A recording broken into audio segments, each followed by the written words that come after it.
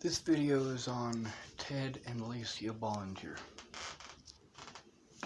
So, before everything happened in Virginia, Natalie loved her dad, despite the things that he had done to her. She also let me know about the things that he had done to her for a reason. She was scared shitless of the man. A man who can have his 13-year-old daughters selling drugs on Pearl Street in Boulder, Colorado. A man who does methamphetamines and carries around illegal firearms.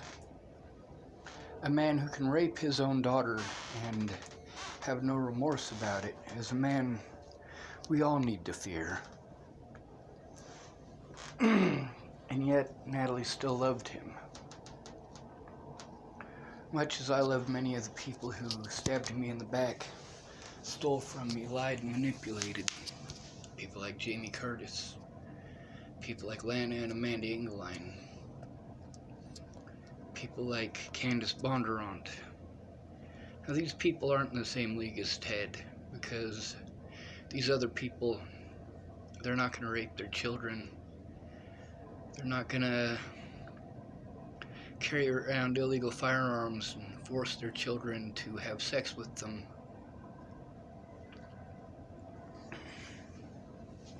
Knowing what Ted did, and the fact that I was being assaulted as if I were Ted before Natalie was killed. The fact that I had tried repeatedly to go to the police. Now, at first I didn't, because of the reputation on the streets. If you're known as a cop caller, then your reputation on the streets goes to shit. People will beat you up for being a cop caller. People will threaten to kill you, and in some cases actually kill you for being a cop caller. Made it difficult, but there's also the fact that the police aren't going to listen to me. When I exposed Ted Bollinger for the things that he had done to Natalie, there's a reason for it. The man is to be feared. Mandy Hughes fears this man. Shannon Alvarado doesn't know well enough to fear the man. But there are many others, like Natalie's entire family, know to fear him. Shelley fears him. Danica fears him. Rose fears him. Denise fears him. Jennifer Farina knows what Ted did, but because he's family, she protects him and his wrongdoing.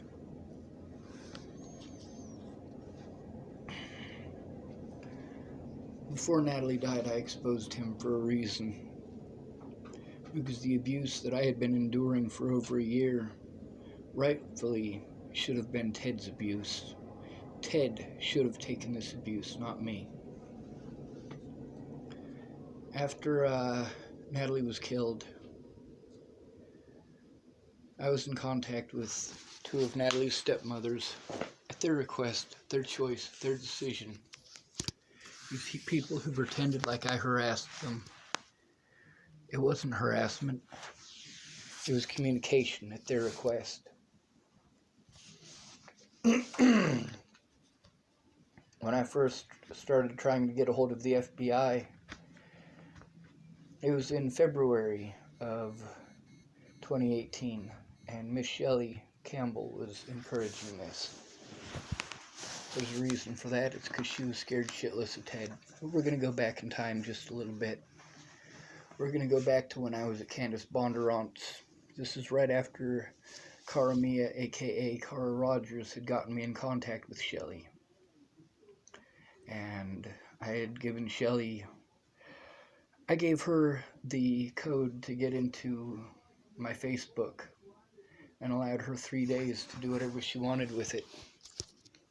I also allowed her the code to get onto my email and do whatever she wanted with it so that she could look at the truth for herself.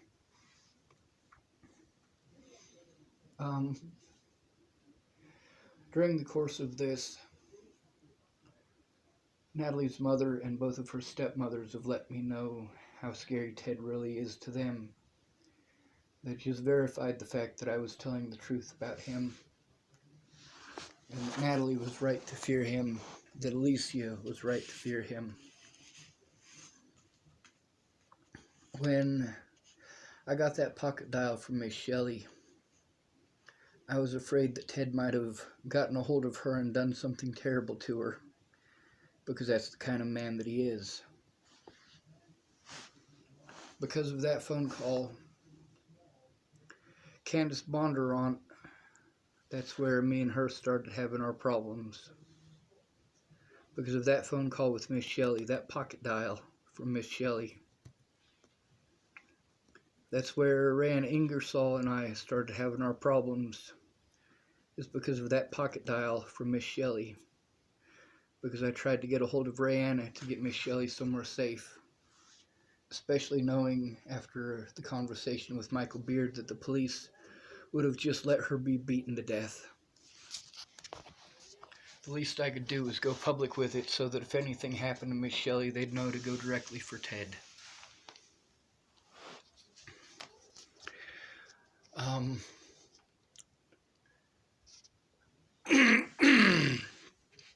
When Natalie first disappeared, I was afraid that Ted had done it.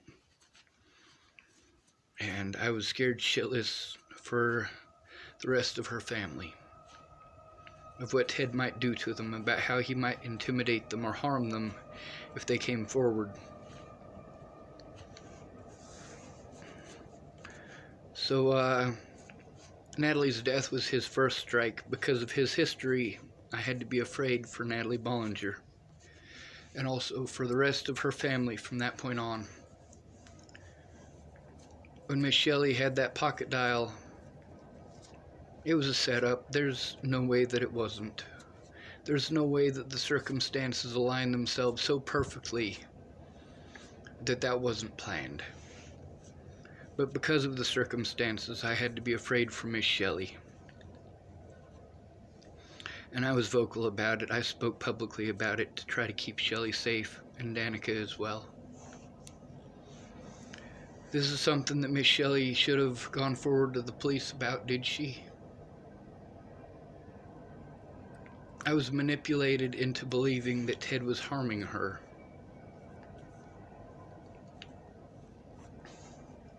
So, that was strike two for Ted. Then there came my grandmother's funeral. When I was having a tough time, I was struggling, I needed my family to help. I needed them to even try to care. Now that video is still up, that conversation that I had, half of it anyway, with the officer here in town, who didn't take it seriously because of Graham. And also because at that point in time, Laura Nelson, who should have come forward and should have spoken up, she didn't. She chose not to. For 7 hours, Ted Bollinger and I were conversing back and forth on YouTube. He was on his daughter's account and made no attempt to have Alicia show that she was alive, that she was okay. He was asking for my phone number, a phone number that Alicia Bollinger had. If they really wanted to call me, they should have called me.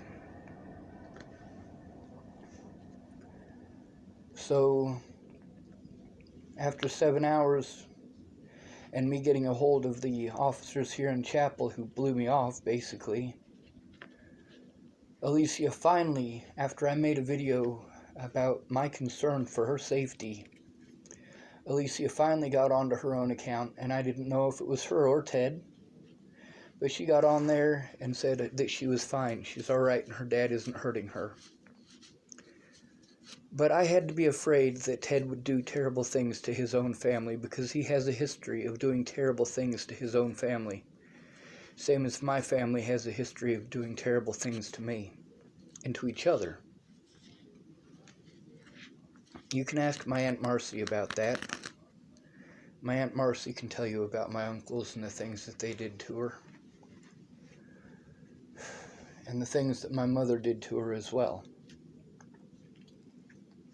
Now, because of that, I did threaten Ted. I threatened that if anything happened to Danica Garner or her children, Shelley Campbell or her children, or Alicia Bollinger, or Rose M. Kelly, aka Rose M. Self, or her children, that I would kill him. I don't have it in me to kill somebody. I just needed it to be brought to the public's attention, because at that point I was being harmed by the public as if I were Ted Bollinger. That's not where it ended, though. It still hasn't ended. Well, fast forward a little bit. Last summer, I was getting a hold of Rose. I was letting her know what was happening with Ted and with that whole situation at my grandmother's funeral, where I had to be afraid for Alicia.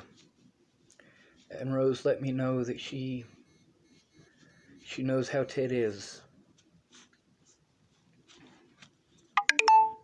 So I'm still afraid for the day that Ted is released, that he'll be able to harm more people.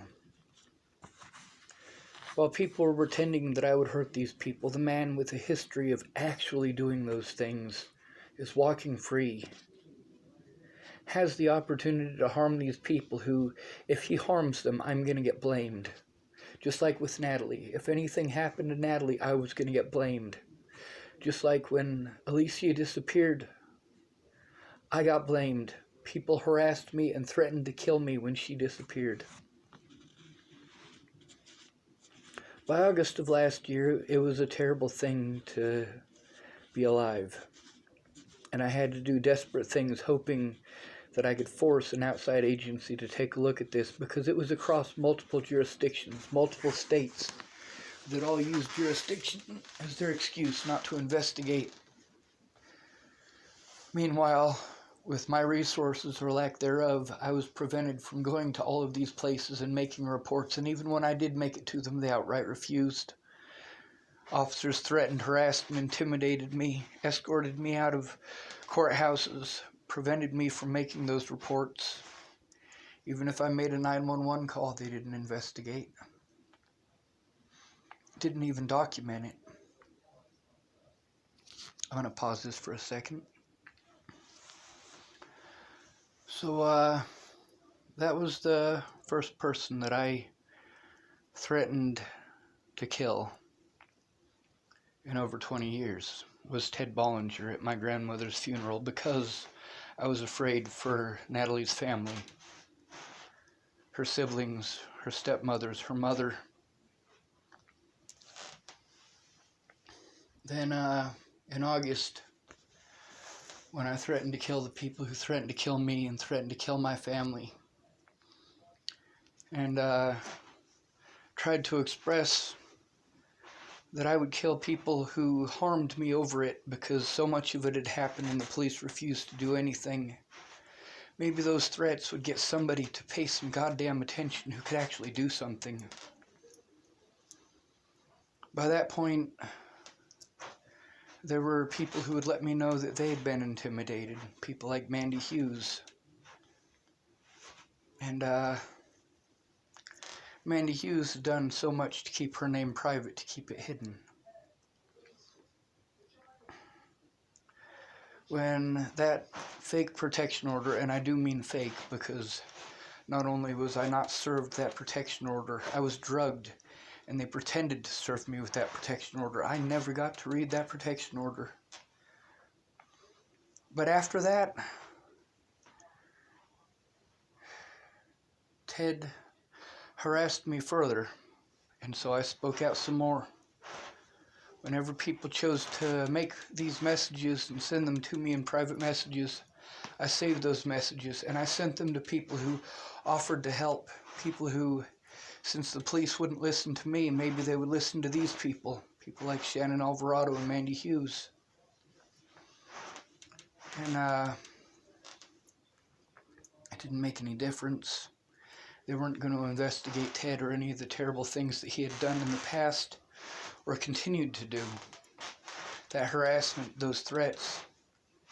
He worked together with the rest of the family to create a zone of danger for me. His victims worked together with Ted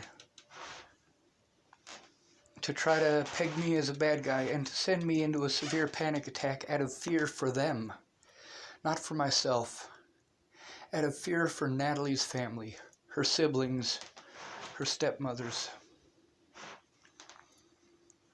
The things that I was afraid that Ted would do to his family, the fact that I was afraid that Ted would harm them.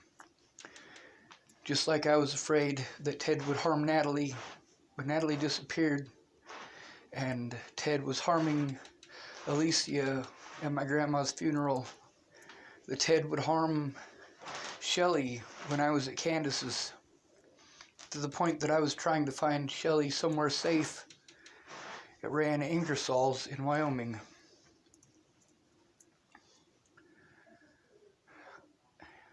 I had to be afraid of Ted for a reason.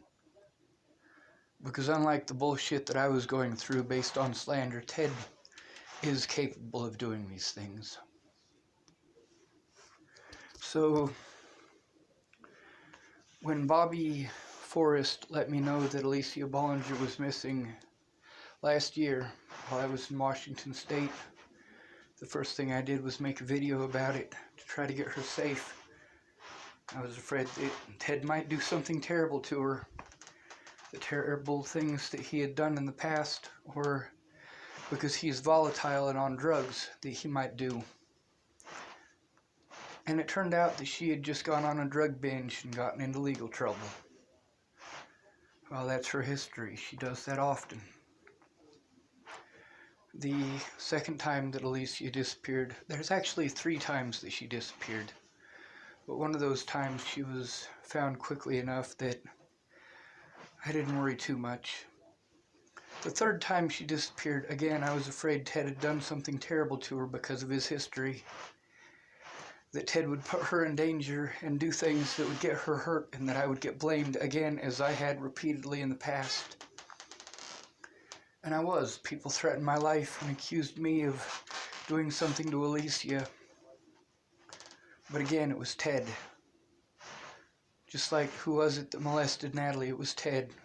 Who was it that had her hooked on drugs? It was Ted. So, the last time, Alicia, she was doing drugs with her dad. She was on a high-speed chase through Oklahoma and Kansas. It's the dad, and I've been telling you this.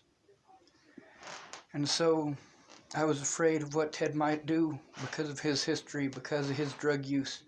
An actual drug use, not a manufactured history based on institutions that are trying to hide their own wrongdoings. The wrongdoings that they commit in order to get financial funding from the taxpayers. I had to be afraid for Alicia Bollinger's life yet again because of Ted Bollinger. And this time, Ted Bollinger had put his daughter in risk, severe risk. They ingested those drugs so that they wouldn't get in trouble when they got finally ultimately busted. And Alicia Bollinger, despite the fact that she should have been put into treatment after that, they let her go. And she was taken to a very bad neighborhood in Wichita, Kansas. An area that I am familiar with. Never been, but I know people from that area. When I looked the place up that she had been last seen, thank you, Bobby Forrest, for making me aware of that, by the way. I knew what to be afraid of because of her history, because of her size, because she's a pretty white girl in that neighborhood. We're not talking about just the fear of her possibly prostituting herself for drugs. We're talking about the possibility of being gang raped and murdered, thrown in a garbage can. Yeah, those things actually happen. But who was it that put her at risk? Who was it that was doing those drugs with her? Who was it that took her on that high-speed chase? It was Ted. And who was it the public looked at first? It was me. When Natalie disappeared, who was it that tried to get Natalie safe? Who was it that offered every penny that he had to try to get Natalie somewhere safe? That's right, it was me. When Natalie disappeared, I knew what to fear, but her safety was more important. And I knew that all of this was a possibility if she was dead. But I had to hope beyond hope that she was still alive, and I had to hope beyond hope that Ted didn't kill her. And although Ted didn't kill her, he very well could have killed Alicia on more than one occasion, since his drug use continues, his violence continues, carrying illegal firearms. That's not something that the public should turn away from. Ted Bollinger is a dangerous man. I'm not scared of what Ted might do to me. I'm scared of what he might do to his family. At my grandma's funeral, if he'd have let me know that Alicia Bollinger was alive, and she'd have let me know before I called 911, that's all I was waiting for. I would have willingly gone and met Ted anywhere that he wanted me to meet him for him to put a bullet in my head.